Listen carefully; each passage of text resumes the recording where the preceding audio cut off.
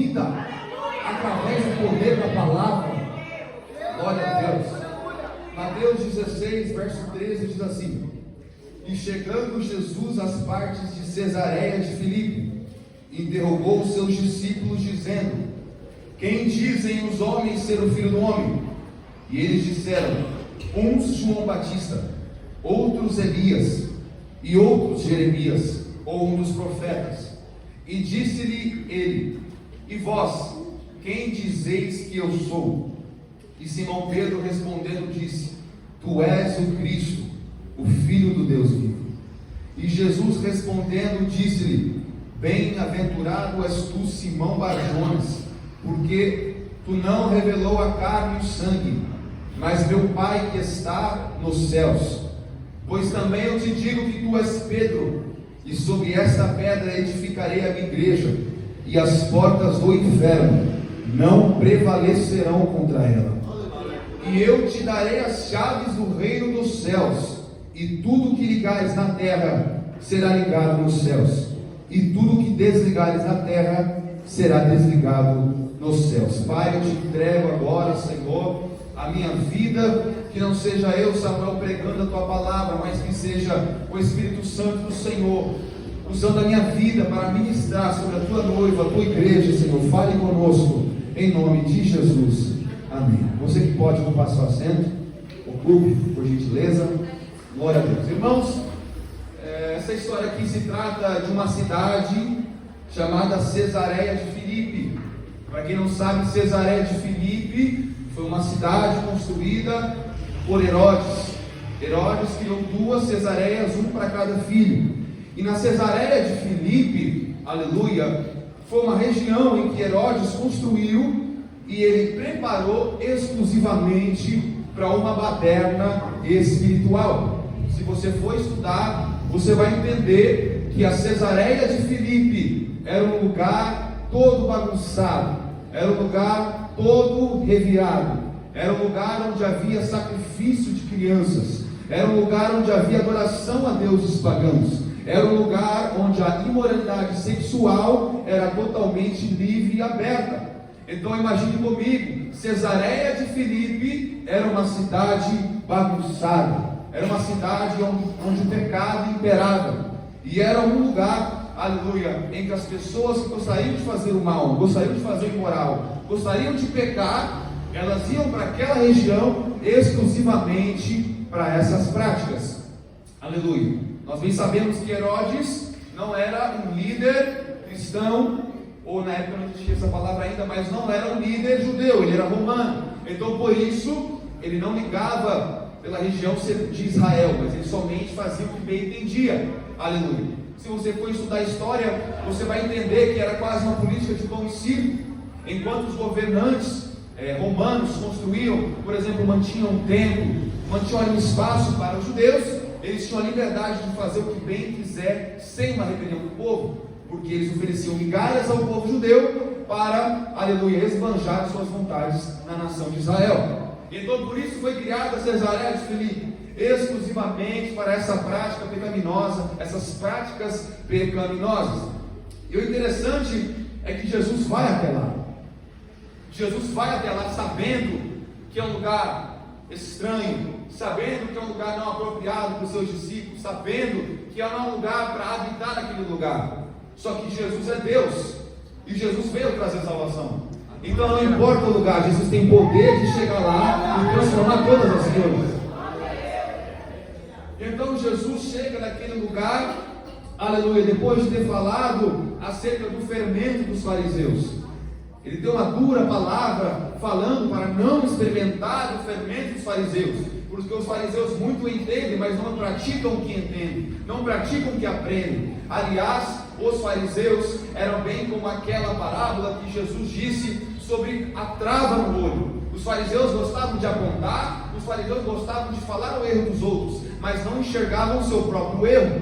Aleluia. E então, depois dessa dura mensagem que Jesus trouxe para os discípulos, para as pessoas, para os fariseus que ali estavam, eles foram para a Cesareia de Filipe. Aleluia. E na Cesareia de Filipe, Jesus chega e pergunta para os seus discípulos: quem as pessoas dizem que o Filho do Homem é? E os discípulos respondem: olha, uns acham que o Senhor é João Batista, outros acham que o Senhor é Elias, outros acham que o Senhor é Jeremias, ou um dos profetas. Aleluia. E nós aqui entendemos que as pessoas daquela época ainda não tinham entendido qual era a chamada de Jesus, não tinham entendido qual era a posição perante o Pai de Jesus, porque nós estamos falando não de um profeta qualquer, nós estamos falando do Messias de Israel, que veio para salvar aquele que havia se perdido. Então as pessoas não tinham entendido qual era a posição de Jesus até aquele momento. As pessoas, assim como os discípulos, não tinham entendido o que Jesus havia de fazer ainda. E olha que interessante, em Mateus capítulo de número 16, já tinha acontecido, Jesus já tinha andado sobre as águas, Jesus já tinha multiplicado pães e peixes, Jesus já tinha feito o paralítico andar, Jesus já tinha feito água se transformar em vinho, Jesus já tinha operado várias e várias maravilhas, mas muitas pessoas achavam que ele era um simples profeta reencarnado. Como eu disse agora, João Batista, Elias, Jeremias, achavam que eram vários desses profetas, mas não o Messias.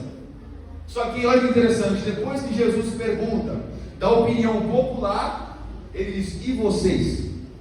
Quem vocês acham que eu sou? E Simão toma a palavra. Simão Pedro diz o que ele diz: tu és o Cristo, o Filho de Deus. O que me chama a atenção primeiramente não é a resposta, mas a pergunta. Jesus diz: e vocês? Quem vocês dizem que eu sou? Sabe o que isso me ensina muito? Me ensina que muitas vezes a gente tenta se mover por opiniões populares, ao invés de criarmos nossa própria opinião, nosso próprio caráter, nossa própria identidade. Aleluia. Não é porque todas as pessoas pensavam errado, é que eles iriam pensar errado também. Posso dizer uma coisa: além de você estar cercado numa sociedade que pensa errado, que fala errado, que anda errado, mas você não tem a obrigação de estar dessa maneira. Você não está no direito de seguir essa identidade, porque todo mundo segue essa identidade. Não é porque todo mundo pensa X que você tem que pensar X. Não é porque todo mundo pensa que, aleluia, o pecado é certo que você tem que pensar que o pecado é certo. Não significa que as pessoas acham que o crime tem que ser certo que você tem que pensar que é certo. A opinião popular da sociedade não resume o nosso caráter. Deus nos chamou para ser sal na terra e luz no mundo. Nós somos chamados para ser diferentes. Sermos chamados para sermos diferentes, nós não devemos pensar como o mundo pensa, nós não devemos falar como o mundo fala, nós não devemos andar como o mundo anda, ou se vestir como o mundo se veste. Aleluia. Porque nós somos chamados para ser diferentes. Ou seja, se a população daquela época achava que Jesus era um dos profetas reencarnados, não é porque todo mundo pensa que você deve pensar. Uma fala que toda mãe diz: não, você não é todo mundo. Jesus está dizendo para alguém aqui: você não é todo mundo. Aleluia. Você não é todo mundo. Não é porque todo mundo no seu trabalho diz isso, você também é isso. Não é porque todo mundo na escola pensa isso, você vai pensar isso. Não é porque todo mundo na faculdade pensa isso, você vai pensar isso. Não é porque todo mundo na sua rua age assim que você vai agir assim.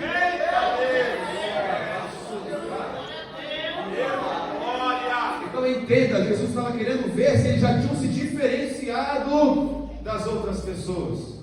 Porque eles não eram apenas a parte da multidão, eles eram os 12 apóstolos, os 12 discípulos, andavam com Jesus por todo o seu ministério. E Jesus queria ver se eles tinham entendido qual era a chamada de Jesus.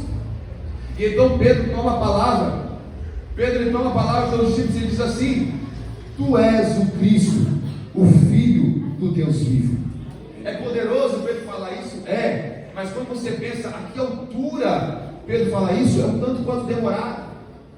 Você vê que já se passaram 16 capítulos de Mateus e Pedro nunca tinha confessado que Jesus era o Senhor. Pedro nunca tinha confessado que Jesus era o Messias. Pedro nunca tinha confessado que Jesus era o Cristo.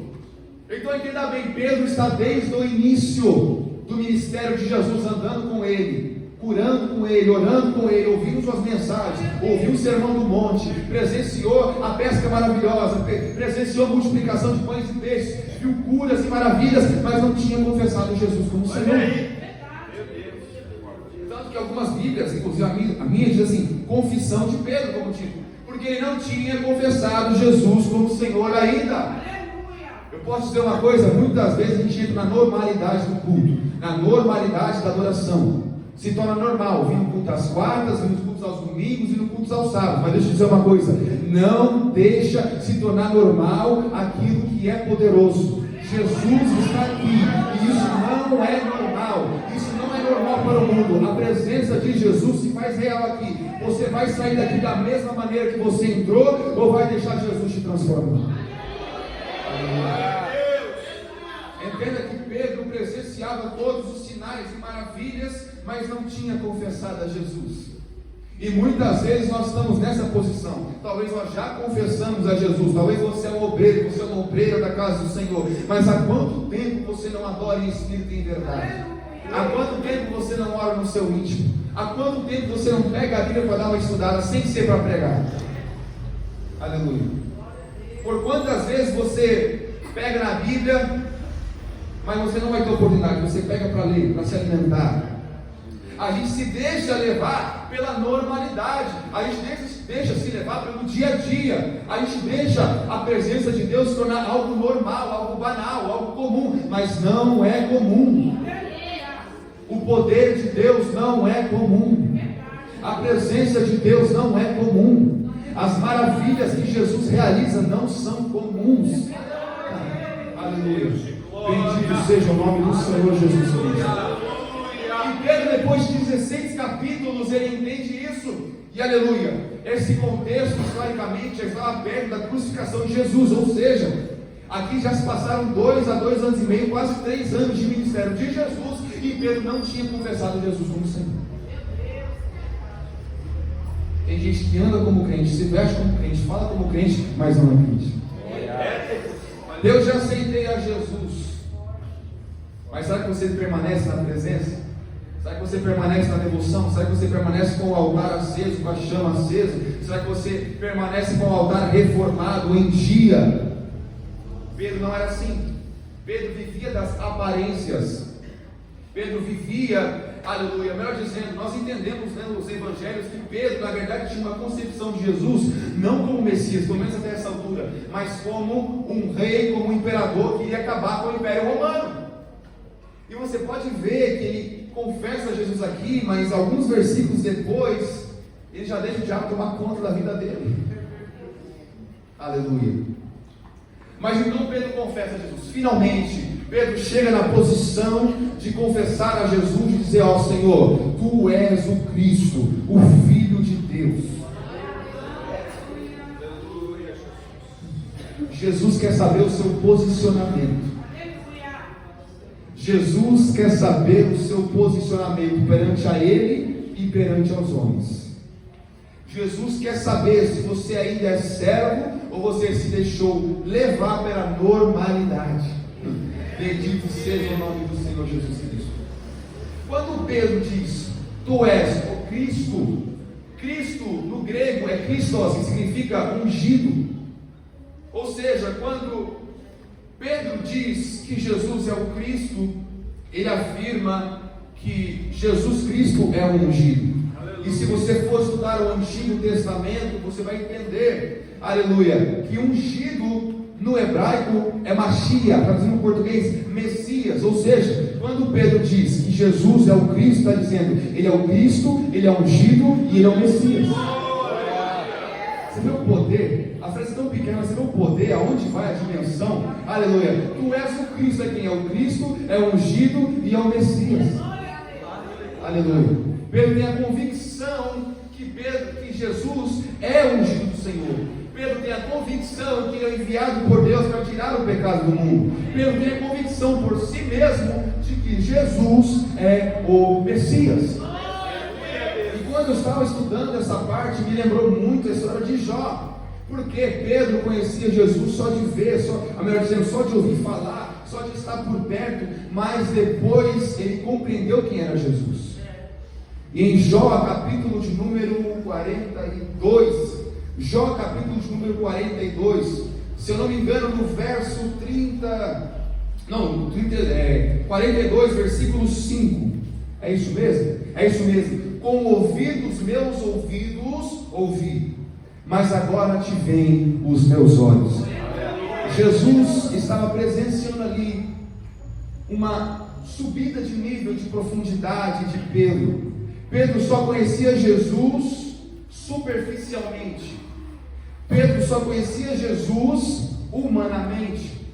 Pedro só conhecia Jesus pelo que ele via, mas não pelo que ele era.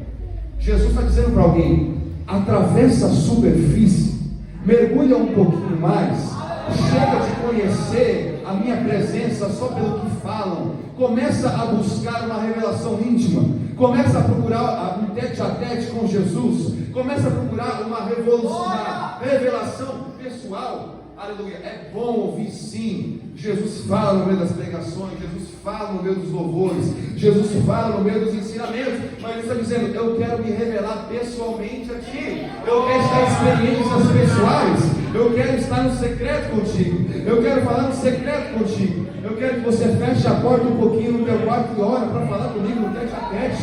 Chega de só ouvir falar, eu quero que você contemple, eu quero que você olhe para mim, eu quero que você presencie o meu poder.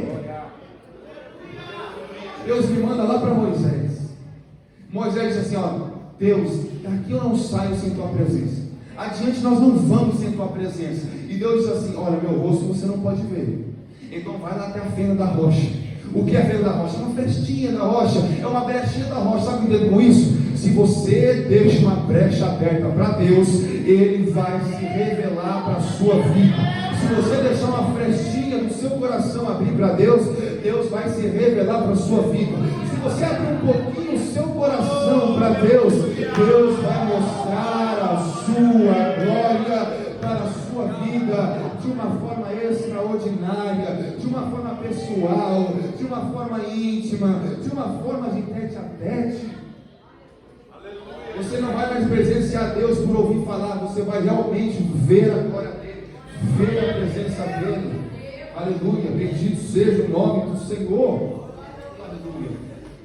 Irmãos, no Antigo Testamento, quando se falava de ungido, já pegando essa vaga de Cristo, ungido, Messias, quando se falava de ungido, no Antigo Testamento eles só ungiam 3 tipos de pessoas, 3 tipos de cargos, 3 tipos de posições. Posições essas eram rei, profeta e sacerdote. Rei, profeta e sacerdote. Ou seja, só era ungido quem era rei, sacerdote ou profeta. Aleluia, bendito seja o nome do Senhor Jesus Cristo. E quando Pedro chama Jesus de ungido, quando Pedro chama Jesus de homem ungido, o homem que carrega a unção, o homem que é o Messias, aleluia, ele entende que Jesus não é apenas mais um dos profetas, ele entende que Jesus é o profeta. Vou falar de novo porque alguém deve ter dormido. Pedro entende que Jesus não é um profeta, ele é o profeta. A resposta dele é: tu és um Cristo? Não, tu és o Cristo. Tu não és um ungido, tu és o ungido. Tu não és um enviado, tu és o enviado. Quando Pedro fala que ele é o Cristo, ele traz um pronome de exclusividade. O Cristo, único, unidade, uma pessoa, um caráter, uma posição. Ele é o Cristo. Aleluia. E eu navego muito na Bíblia, eu gosto muito de achar a cristologia do Antigo Testamento, achar Jesus em vários fatos e acontecimentos anteriores. E eu entendo aqui que Jesus é tipificado em 3 pessoas no Antigo Testamento. Jesus é profeta, ele aparece em Moisés. Por quê? Porque assim como o povo, assim como Moisés liderou o povo para fora do exílio até a terra prometida, Jesus nos livrou da escravidão do pecado até a terra prometida que está para chegar. Então Jesus é um profeta tipificado como Moisés, que nos livrou das armas do pecado, nos livrou das algemas do pecado. Outrora nós éramos servos do pecado, mas agora nós somos chamados de filhos. Agora nós temos um destino, nós temos um futuro, nós temos uma morada. Jesus disse: eu estou subindo, mas mas eu vou preparar morada. Posso dizer uma coisa? A terra prometida está sendo preparada. A terra prometida, eu vou dar agora. A terra prometida está sendo preparada. O novo céu, a nova terra está sendo preparada. A nova Sião, a nova Jerusalém. Você tem um novo lar. O seu passaporte espiritual está sendo carimbado. Para onde, Samuel? Para o céu, para o céu, para o céu, para o céu, para o céu. Jesus está te guiando para o céu. Esse é o nosso profeta. O nosso profeta está nos guiando para a nossa terra prometida. E Jesus não era só profeta, ele que era mais, ele era sacerdote. E eu me lembro de um sacerdote que alguns historiadores acham que é uma metáfora, outros acreditam que faz parte da história. E esse sacerdote não era só sacerdote, mas era um rei chamado Melquisedeque. Aleluia. Melquisedeque não era apenas um rei ou um sacerdote, ele era ambos. Aleluia. E Melquisedeque, aleluia, ele tinha a função ali de conduzir o povo à presença de Deus. Se você entender a história dos sacerdotes, você vai entender que o sacerdote tinha a função de levar as orações, de levar o clamor, de levar as súplicas do povo para a presença, para o Santo dos Santos, para o lugar santíssimo. Se você estudar as posições do templo, você vai ver que tem várias entradas, várias camadas. Aleluia. E havia um lugar onde somente o sacerdote, inclusive sorteado da vez, porque era lançado sorte para ver qual sacerdote seria enviado lá dentro para fazer a súplica. Este sim levaria as súplicas a Deus, este sim clamaria ao povo, este sim presenciaria a fumaça sobre o altar, sobre a arca da aliança. Aleluia.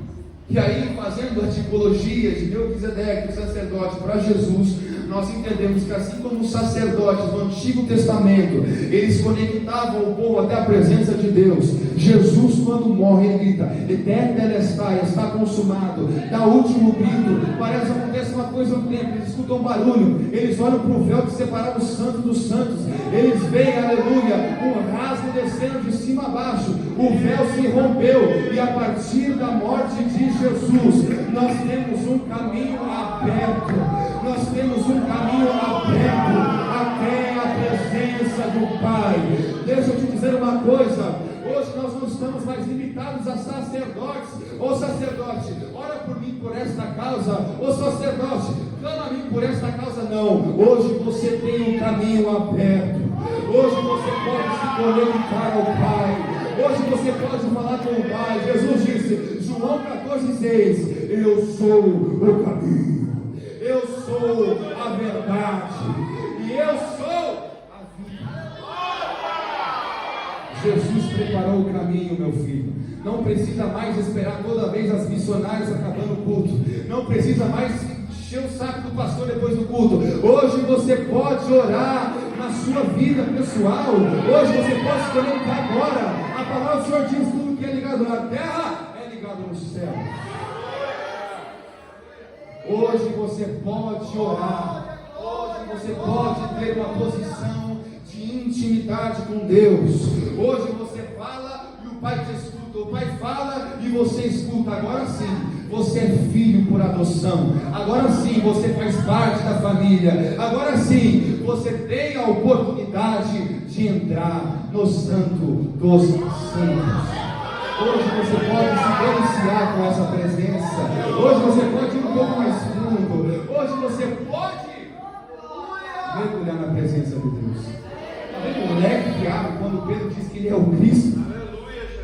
E tem a última ainda: rei. Uma das funções, uma das pessoas que eram ungidas no Antigo Testamento era rei. E quando se trata de rei e de tipologia de Jesus, não temos para muito onde correr. Nós lembramos de Davi, ancestral de Jesus. Davi, pai de Jesus, de diferentes escalas de família, está na árvore genealógica de Jesus. E se você for ler os livros de Samuel, por exemplo, o segundo livro de Samuel, o livro das crônicas, você vai ver que Deus preparou para Davi um reino interminável. Deus, aleluia, ele afirma e faz uma promessa a Davi de que o reinado de Davi se estabeleceria para sempre. Aleluia. E talvez algumas pessoas poderiam ter ouvido dizendo assim: será que Deus vai fazer Davi imortal?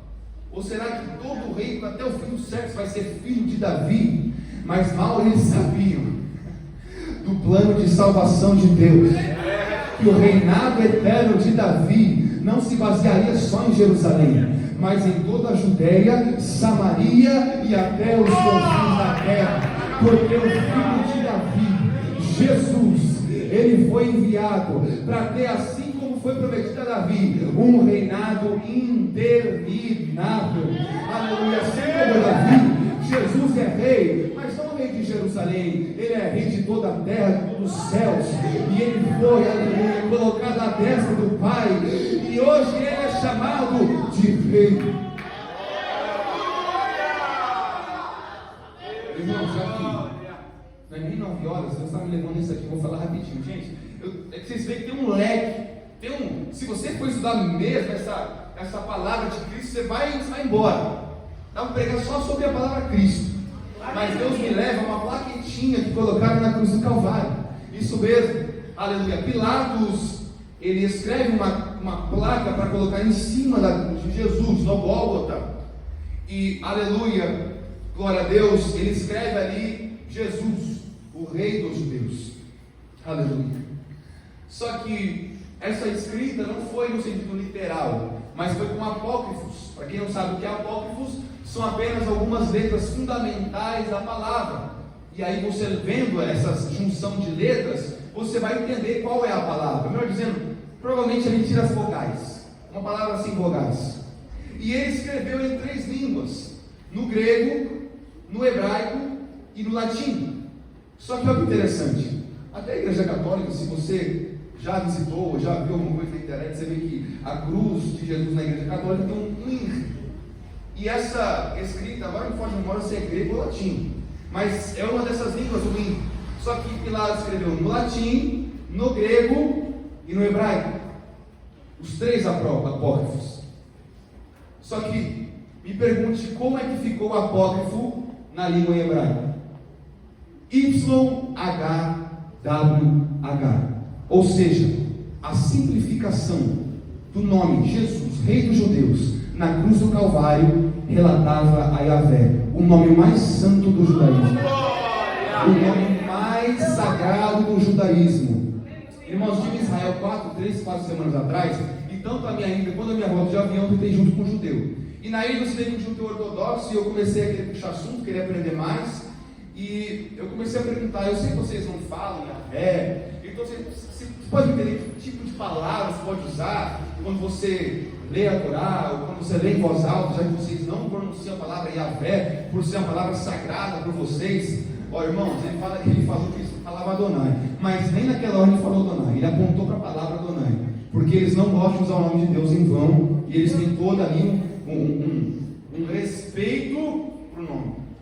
Só olha que interessante, Jesus morreu na cruz do Calvário, sendo desmentido pelos fariseus de que ele não era o Messias, ele não era o Messias, ele não era o Messias, ele não era Deus, ele não era Deus. Toda vez Jesus dizia: eu sou Deus, eu sou filho de Deus, eu sou o que sou. Os fariseus se mordiam, os fariseus por muitas vezes pegaram pedras para atacar nele, mas ele desaparecia. Mas quando Jesus morreu, eles tiveram que olhar para a cruz, está escrito Yahvé, Jeová, o nome mais sagrado, o nome que eles deixam só Deus pronunciar, porque é o nome de Deus. Eles tiveram que ver Jesus morrendo na cruz, escrito Yahvé. Tanto que na Bíblia, você pode ver que os fariseus, eles chegam em Pilatos e dizem assim: ô Pilatos, não coloca Jesus Rei dos Judeus, coloca assim, ó, ele se chama Rei dos Judeus. Por quê? Porque ia mudar a ordem das letras. Só que o que Pilatos fala? O que eu escrevi, escrevi. O que eu escrevi. Outras traduções, está consumado, eu já escrevi. E quando se diz está consumado, significa o que eu fiz já foi feito e ninguém pode ser desfeito. Ou seja, quando Jesus grita na cruz do Calvário, está consumado, tetelestai, e a velha cabeça, ele está dizendo: eu sou o que sou. O farisaísmo tentou me parar, o governo tentou me parar, até a morte tentou me parar, mas eu sou o que sou, eu sou o que sou, eu sou o que sou.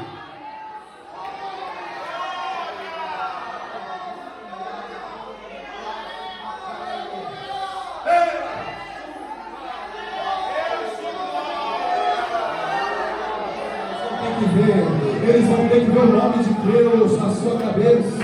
Eles vão ter que ver o nome de Deus na sua vida. Eles vão ter que ver o nome de Deus no teu DNA. Eles vão ter que ver que você carrega a presença. 1 João 4,4: filhinhos, sois de Deus, e já os tendes vencido, porque maior é o que está em vós do que o que está no mundo.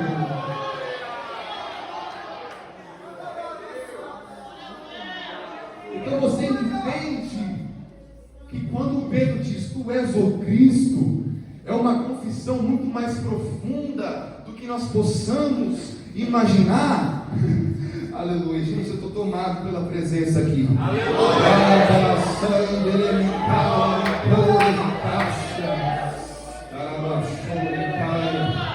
Aleluia, nos ajuda aqui. Aleluia. E o que Jesus responde através da confissão de Pedro?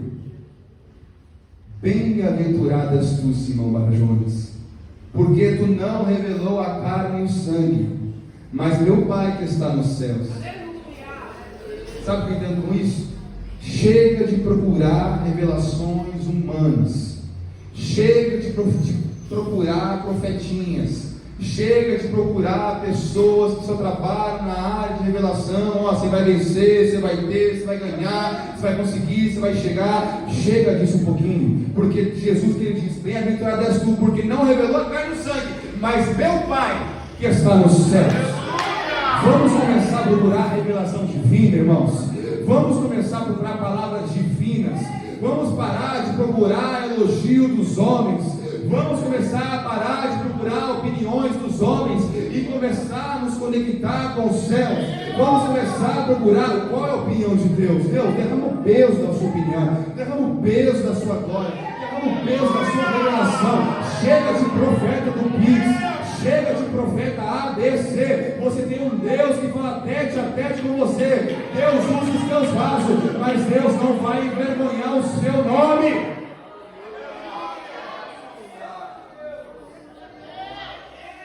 Deus não vai envergonhar o seu nome. Chega de carnalidade. Chega de pessoas usando o altar como comédia. Chega de usar o altar para piadas gospel. Chega de usar o altar para inventar revelação. Chega de procurar a rede social da pessoa e falar: olha, você passa por isso, por aquilo, você mora em tal, CPF, RG. Deus quer derramar revelações divinas.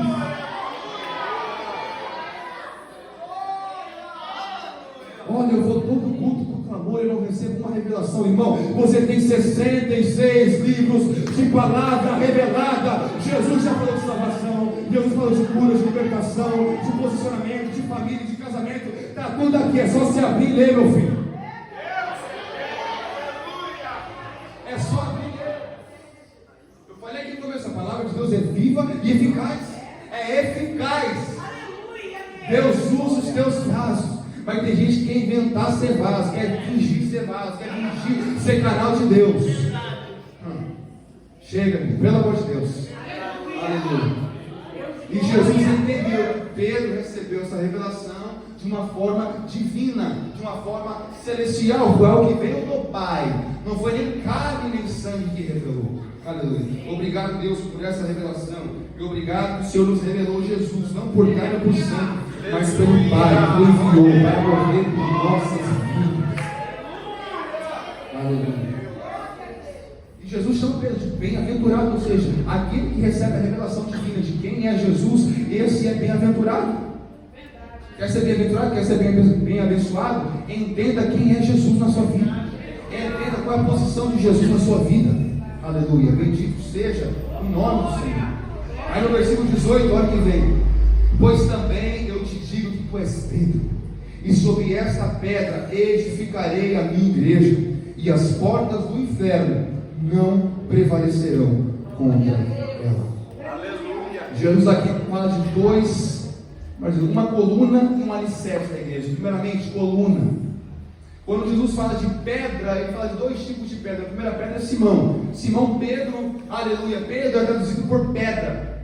Só que Quando Jesus diz: bem-aventurado és tu, Pedro, e sobre esta pedra edificarei a minha igreja, ele está dizendo: Pedro, outrora você não me conhecia, mas no mesmo dia que você decidiu confessar a mim como Cristo, eu estou derramando uma promessa sobre a sua vida, de que você vai ser uma das colunas da igreja primitiva. Ou seja, Pedro, no dia anterior, nem cristão era, e no dia seguinte, ele aceita Jesus, ele tem revelação do Pai, ele recebe a promessa: você vai ser uma das colunas da igreja, você vai ser um dos líderes da igreja. Inclusive, depois que Pedro nega Jesus, e quando Jesus vai falar: Pedro, tu me amas? Pedro diz: tu sabes que eu te amo. Então o que Jesus disse? Então apacente as minhas ovelhas. Jesus estava preparando Pedro para exercer o seu chamado de liderança, de pregador. Aleluia. Então que interessante, a partir do momento que você sabe quem Jesus é na sua vida, Jesus já derramou a promessa. Quando você entende qual é a posição de Jesus na sua vida, Deus derrama a promessa. Deus, eu não sei meu chamado, Deus, eu não sei meu chamado. Começa a procurar quem Jesus é na sua vida, que Ele vai manifestar o chamado na sua vida. E Ele diz: tu és Pedro, e sobre esta pedra edificarei a minha igreja. Agora vem outra pedra, Jesus. Só que Jesus não é uma coluna, Jesus é o alicerce inteiro. A igreja tem que estar firme na rocha. Qual é essa rocha? É Jesus. Aleluia. A pedra de esquina angular, esse é Jesus. Então, aleluia, quando Jesus diz: sobre esta pedra eu edificarei minha igreja, ele traz duas promessas. Olha, Pedro, você vai ser um grande líder da igreja histórica, e o alicerce da igreja será eu. Eu vou morrer? Vou, mas eu ainda estarei operante. Uma hora, sabe o que? Que o Espírito Santo ia descer e ia fazer aquele movimento todo. Aleluia. Olha que interessante, o primeiro dia que abriu a igreja, quantas almas? 3.000 almas em nome do Senhor Jesus. Mas isso aqui é para outra hora, senão não vou ter tempo de acabar aqui, né? Pregação. Aleluia. Então Jesus traz isso, ele diz: e sobre esta pedra eu edificarei a minha igreja. Jesus está dizendo: eu não só vou implantar a minha igreja, mas vai ser uma igreja edificada. Aleluia. Quando Jesus trata de edificação, não é uma edificação que vai ser os mesmos alicerces para o resto da vida. Aliás, será o mesmo alicerce. Só que a palavra diz que Jesus era Jesus o Nazareno. Nazareno se lembra de que Nazaré é o que? Renovo. Ou seja, Jesus, o homem do renovo, vai ser o alicerce da igreja. Ou seja, talvez a estrutura é a mesma desde o começo, mas dia após dia a estrutura vai se renovar. Dia após dia o alicerce da igreja vai renovar. Jesus para Nazaré, igreja de Nazaré, que significa renovo, o homem do renovo, ele vai renovar, ele vai edificar, ele vai sustentar a igreja até a consumação do século. Então, varando o renovo. Alguém pode olhar a edificação dessa igreja e dizer assim: vai ser a mesma edificação, vai ser o mesmo alicerce a vida toda. Vai, só que esse alicerce é diferente, ele se renova sozinho.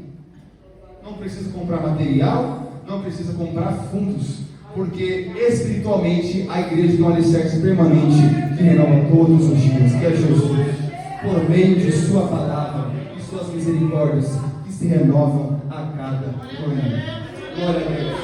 E sobre esta pedra edificarei a minha igreja, e as portas do inferno não prevalecerão contra ela. Irmãos, eu falei aqui no começo da mensagem que era Cesareia de Filipe. Cesareia de Filipe era um lugar terrível, e eu pude visitar e eu vi que, aleluia, hoje encontra em ruínas, e é um lugar bonito para tirar foto, é um lugar bonito para refletir. Aliás, é um parque nacional de água, porque é perto da nascente do Rio Jordão. Só que tem uma coisa: a Cesareia de Filipe era um lugar exclusivamente para adoração pagã, para sacrifício de crianças, para imoralidade sexual. Então, aleluia, era um lugar bagunçado, era um lugar de baderna, era um lugar de pecado. Só que naquele lugar Jesus diz: as portas do inferno não prevalecerão. Aleluia. Se você visitar, ou se você for olhar uma foto da Cesareia de Filipe, você vai ver que ela tem quase que uma montanha assim, como se fosse um cume, um pico alto assim, e nela tem uma pedra, e ainda hoje você pode ver algumas marcas dos deuses da época. E ali ao fundo você tem um buraco que ninguém vai até o final, porque é um buraco muito fundo, é um buraco extenso, no mínimo. O tamanho do buraco de largura, o tamanho dessa parede da igreja. Então é um lugar muito grande, é um lugar obscuro, é um lugar escuro. Aleluia. E segundo alguns historiadores, aquilo não é parte das ruínas, mas é a parte da estrutura. Ou seja, aquele buraco já existia desde aquela época. Onde eu quero chegar com tudo isso? Cesareia de Filipe tem um buraco, vai bem fundo, buraco largo, extenso. Alguns não acham o final do buraco.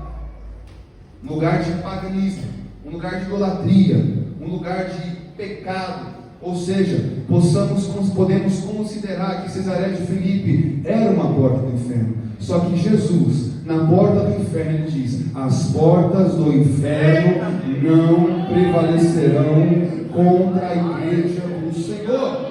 Para melhorar o seu glória, eu vou trazer 3 coisas que Jesus operou aonde? Lá em Jerusalém, no templo? Não, na porta do inferno. Eu vou trazer para vocês 3 pontos, 3 tópicos que Jesus operou, não em Jerusalém, não no templo, não na cidade de Davi, mas na porta do inferno, que era Cesareia de Filipe. O que ele fez? Cesareia de Filipe, porta do inferno. Primeira coisa que Jesus operou naquele lugar, a salvação de alma. Pedro confessa o nome de Jesus. O que é a segunda? Revelação. Jesus disse: quem te revelou foi o Pai. E terceiro, promessa: sobre essa pedra edificarei minha igreja, que as portas do inferno não prevalecerão contra a igreja do Senhor. Então você vê que na porta do inferno Jesus opera salvação, revelação e promessa. Aí você vê que não adianta o lugar, não importa o lugar, não importa se é a Coab, não importa se é a comunidade, não importa se é Alphaville, Barueri ou Osasco, não importa o lugar, pode ser até na porta do inferno, mas na porta do inferno, Jesus opera, Jesus salva, Jesus traz revelação e Jesus derrama promessa. Tem noção disso, como Jesus é poderoso? Eu entendo aqui, conjecturando, que Jesus fez questão de marcar esse momento em Cesareia de Filipe. Ele diz assim: onde tem sacrifício humano, onde tem prostituição, onde tem pecado, eu vou fazer uma promessa. Eu vou fazer uma promessa, eu vou trazer revelação. Eu vou trazer revelação na porta do inferno? Sim, eu vou trazer revelação na porta do inferno. E outra, eu vou operar salvação. É na porta do inferno. Satanás vai ver de pertinho para você ver, confissão, revelação e promessa. Na porta do inferno, Pedro confessa que Jesus é o Cristo. Na porta do inferno, Jesus diz: o Pai que te revelou. E na porta do inferno, Jesus diz: a minha igreja vai crescer, a minha igreja vai ser edificada, a minha igreja vai permanecer. É na porta do inferno para o diabo ouvir: ó diabo, você pode até tentar, mas a sustentação, a edificação, o alicerce da minha igreja não vai ser profeta, não vai ser rei, vai ser Jesus Cristo de Nazaré.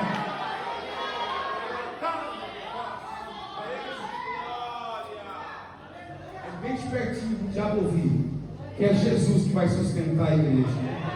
Aleluia, bendito seja o nome do Senhor. As portas do inferno não prevalecerão. E no versículo 18 e 19, eu enxergo 2 tipos de portas aqui. Vou ler novamente para a gente aprender. Versículo 18: pois também eu te digo que tu és Pedro, e sobre esta pedra edificarei a minha igreja, e as portas do inferno não prevalecerão contra ela. E eu te darei a chave do reino dos céus. E eu te darei a chave do reino dos céus.